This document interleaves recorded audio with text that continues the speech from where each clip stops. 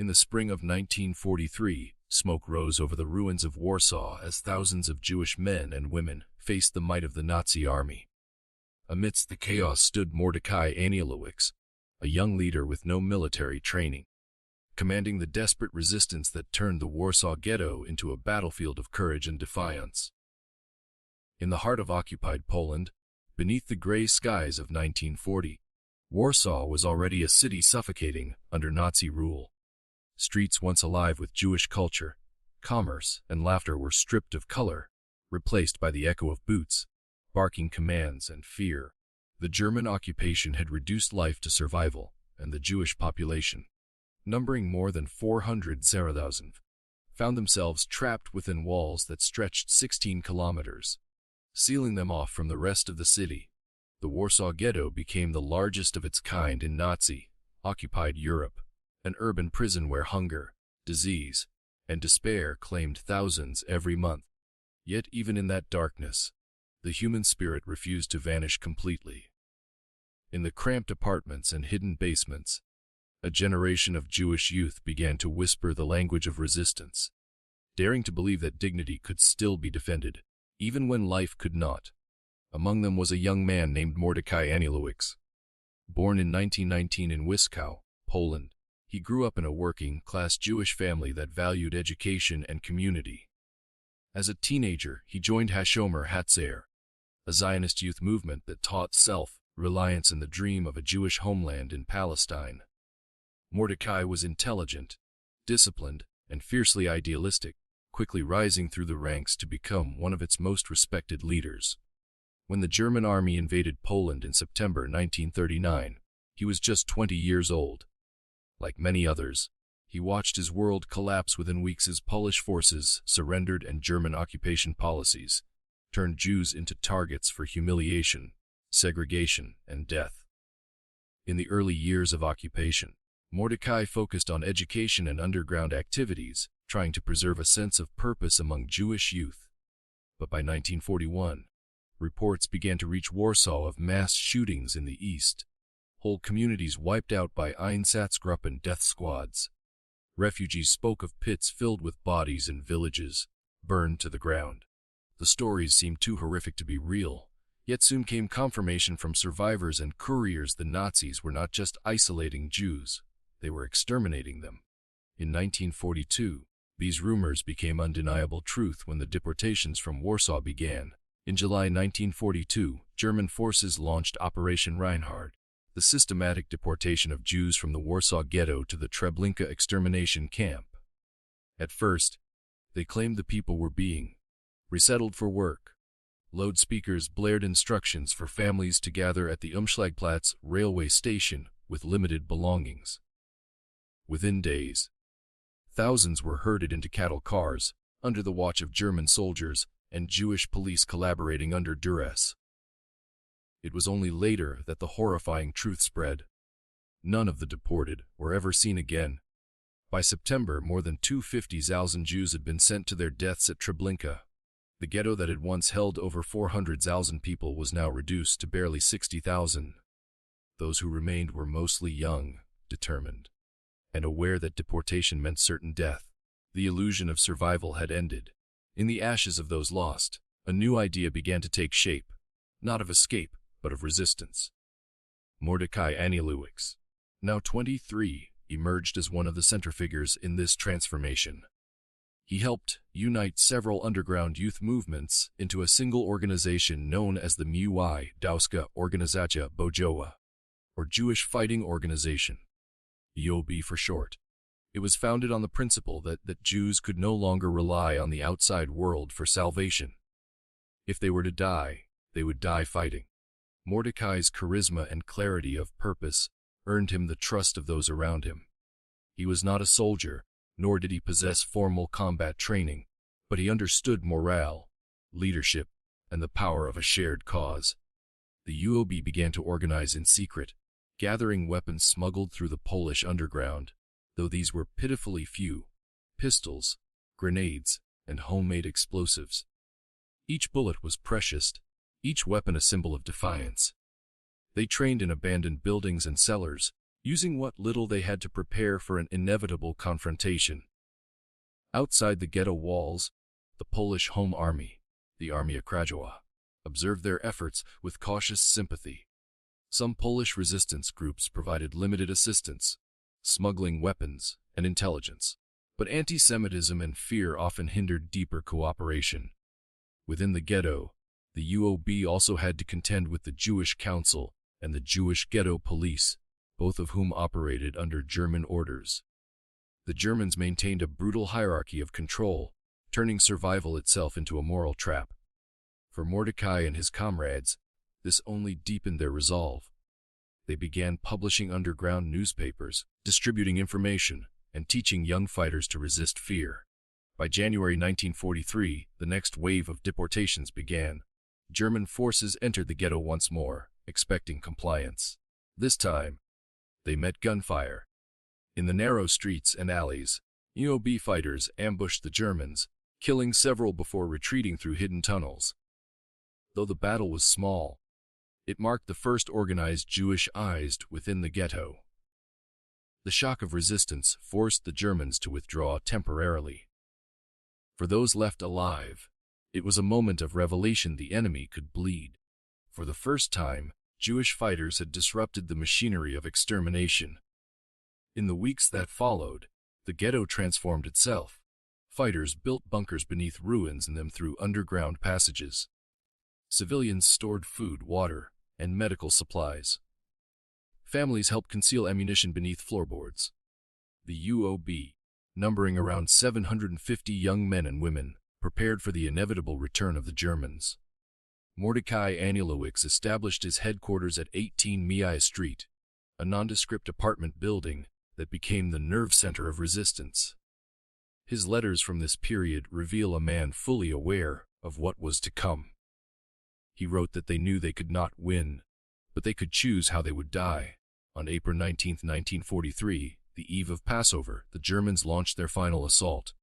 SS General J.U. Ragenstrup led more than 2,000 heavily armed soldiers supported by tanks, artillery, and flamethrowers. They expected to crush resistance within a few days. As dawn broke, German troops entered through the ghetto gates, only to be met by a storm of bullets and Molotov cocktails. Explosions echoed through the streets as Jewish fighters emerged from windows and rooftops, attacking from every direction. The first hours of the uprising shocked the Germans. Strup's men retreated under heavy fire, suffering casualties they had never anticipated from what they considered an unarmed population. For the next several days, the battle turned the ghetto into a maze of fire and smoke. The fighters, vastly outnumbered and outgunned, used guerrilla tactics, striking quickly, then vanishing into tunnels and ruins. Women fighters carried grenades and first aid kits, while messengers darted through burning alleys to maintain communication between groups. Civilians hid in makeshift shelters, their only hope to avoid capture. The Germans responded with escalating brutality. Unable to capture the fighters directly, they began burning entire blocks, methodically setting buildings ablaze to flush people out. Each day, the ghetto grew smaller as walls collapsed and smoke blotted out the sky.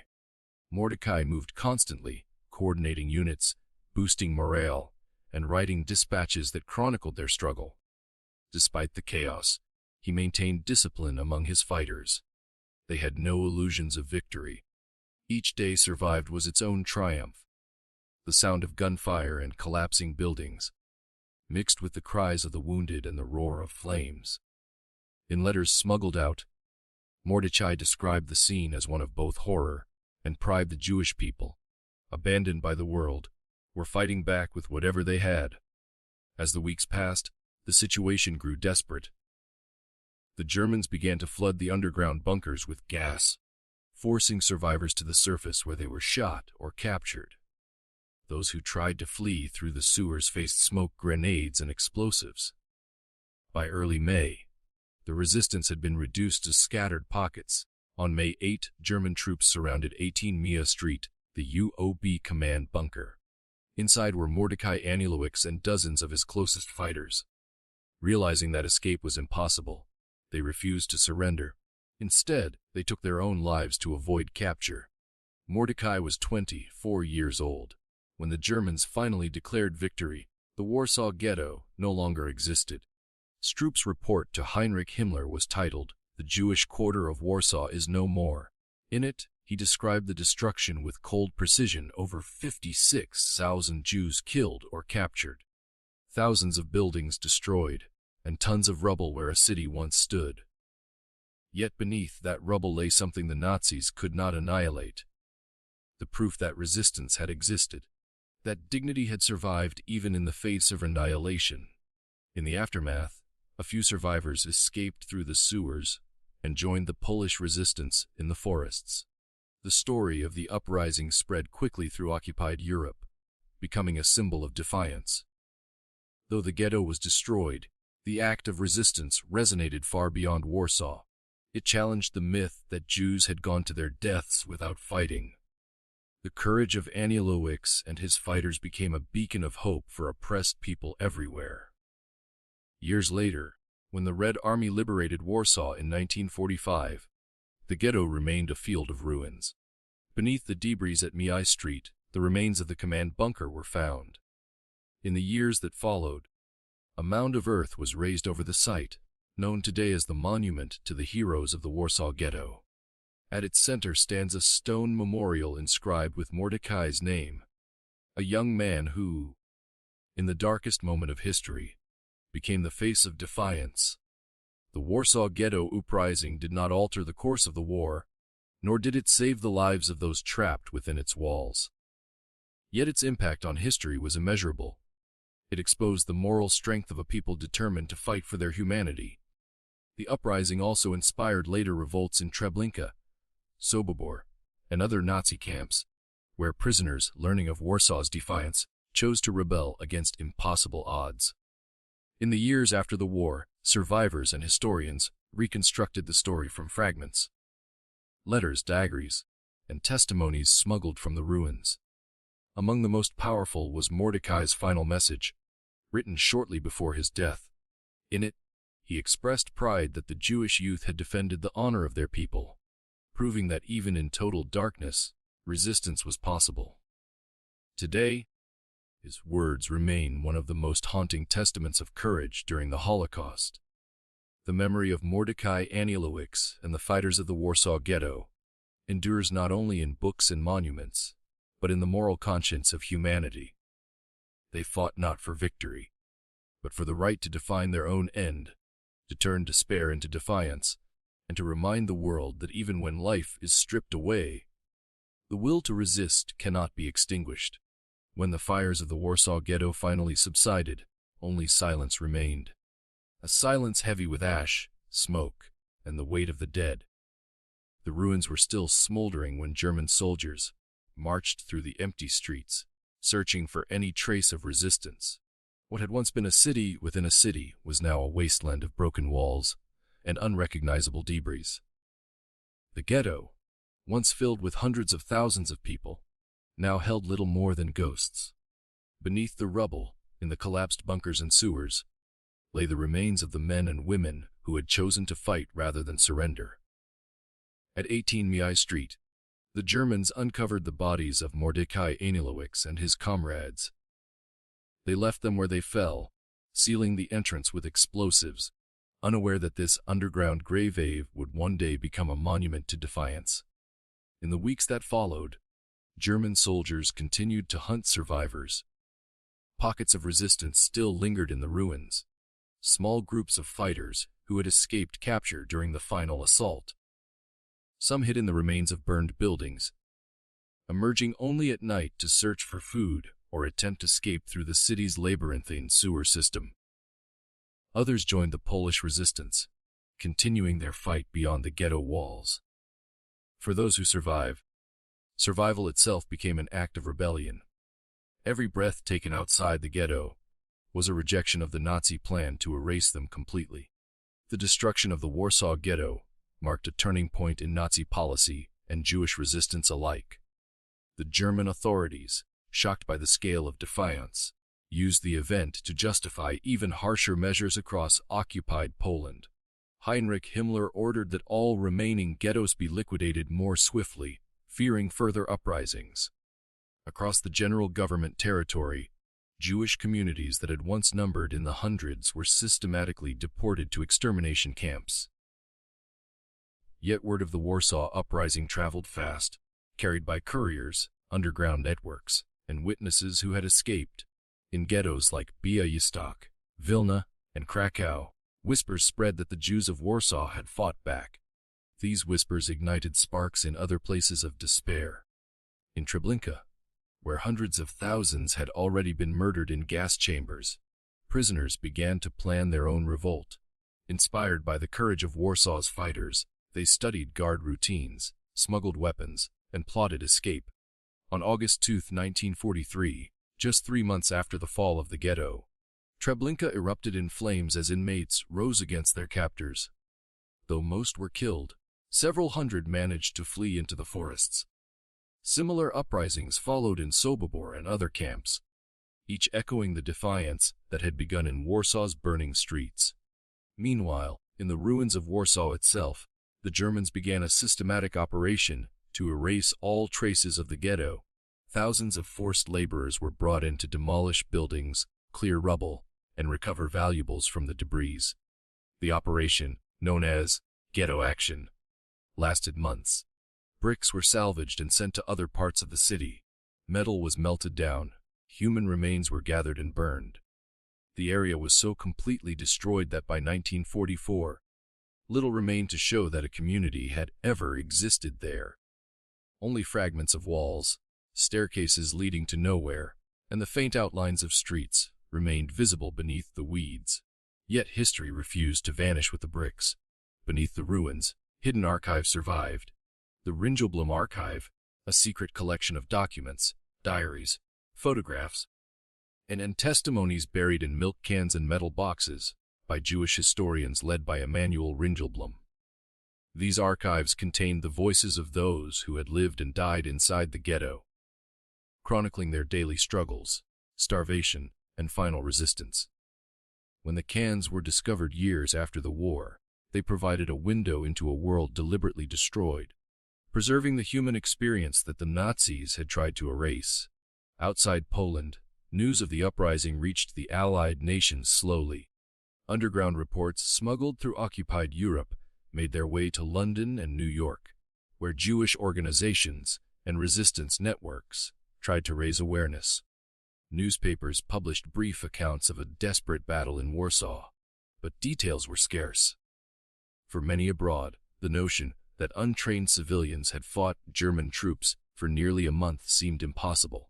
Yet among Jewish communities worldwide, the story spread like a beacon in the darkness. The name Mordechai Anielewicz became synonymous with bravery and sacrifice. In Palestine, members of the Hashomer Hatzair movement, the same organization that had shaped Mordechai's youth, honored him as a hero. Kibbutz Yed Mordechai was later founded in his memory, its name a living tribute to his defiance. By 1944, as the tides of war began to turn, Warsaw once again became a battleground. The Polish underground, known as the Armia Krajowa, launched its own uprising against the German occupiers in August of that year. For 63 days, Polish fighters battled the Wehrmacht and SS across the ruins of the capital. Among them were surviving Jewish partisans who had escaped the ghetto the previous year. They fought not just for Poland's freedom, but for vengeance, carrying memories of the ghetto's destruction with them into the fight. The Germans responded with the same ruthlessness, flattening entire districts and massacring tens of thousands of civilians. When the Polish uprising was crushed, Warsaw was left in ruins once more, a city erased twice within 2 years. In January 1945, the Red Army finally entered Warsaw. Snow covered the ruins, muffling the silence of what had once been Europe's largest Jewish community. Soviet soldiers found a landscape of desolation, no walls, no streets, only the skeletal remains of buildings jutting from the ground like tombstones.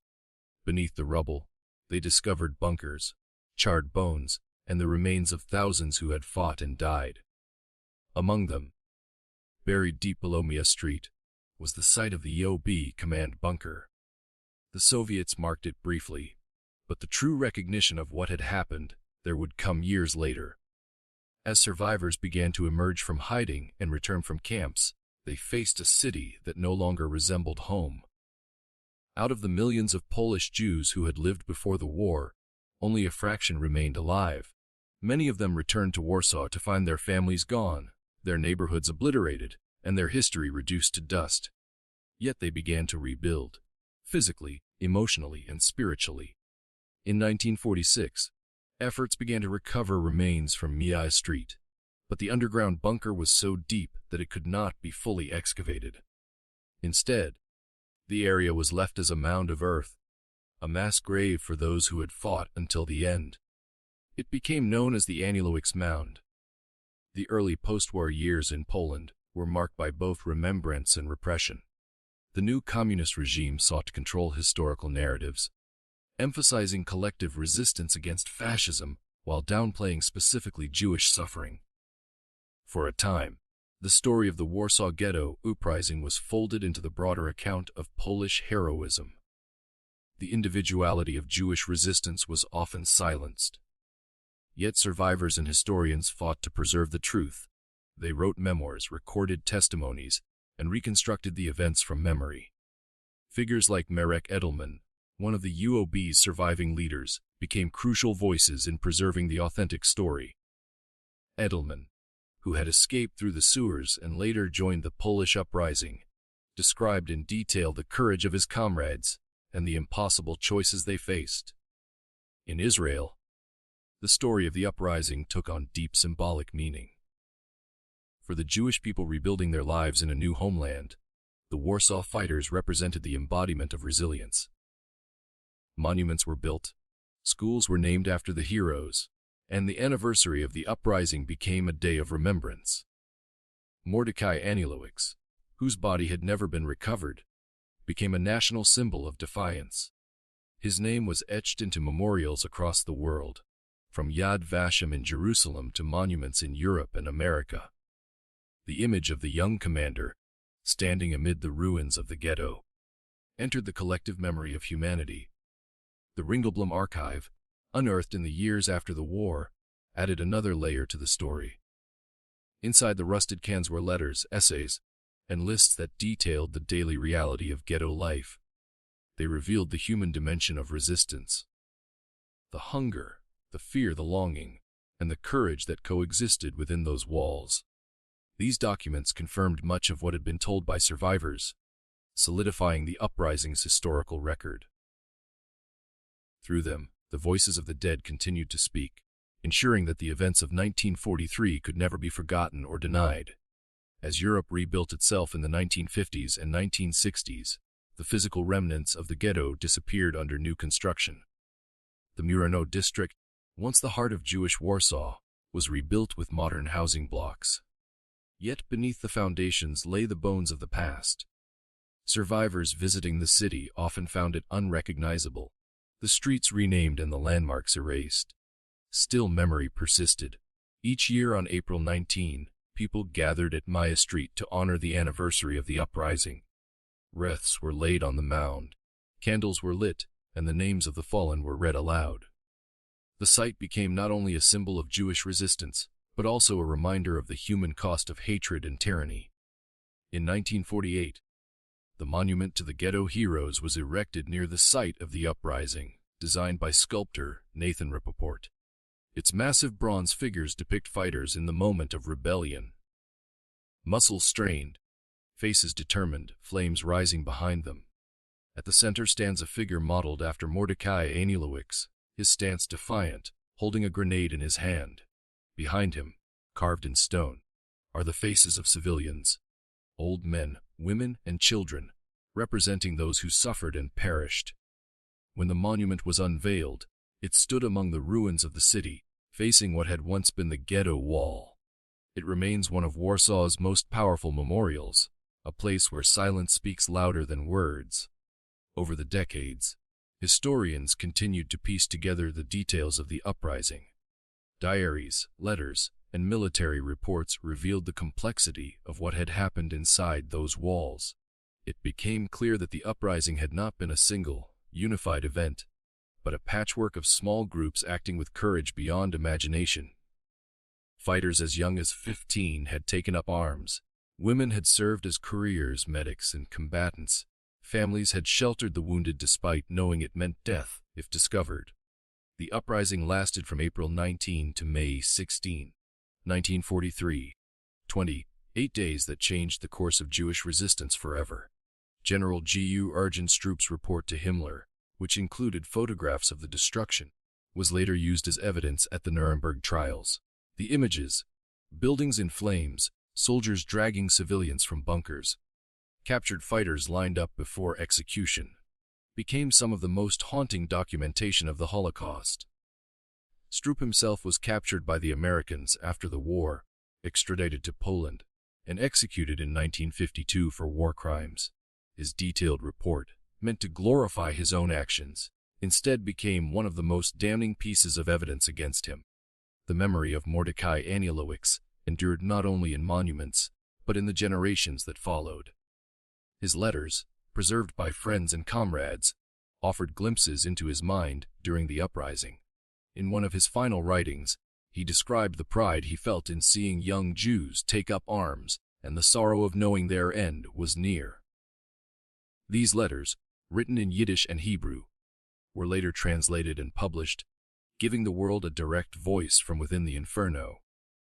In the decades that followed, Warsaw's Jewish population never returned to its pre-war numbers. Before the war, over 350,000 Jews had lived in the city. By the 1950s, only a few thousand remained. Yet their legacy persisted in memory, scholarship, and commemoration. Schools taught the story of the uprising. Museums preserved artifacts, and survivors continued to speak. The site of Mia Street became a national monument, surrounded by trees and inscribed with the words, honoring those who died there. Each spring, schoolchildren and visitors from around the world come to lay flowers at the site, ensuring that the silence of the fallen is met with remembrance. In 1979, the area of the former ghetto was formally recognized as a site of historical preservation. Excavations uncovered fragments of the past, personal items, fragments of walls, and remnants of bunkers.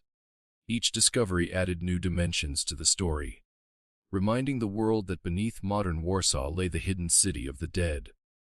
The Museum of the History of Polish Jews, opened in 2013 beside the Ghetto Heroes Monument, now stands as a bridge between past and present, telling the story not only of destruction but of life, culture, and survival.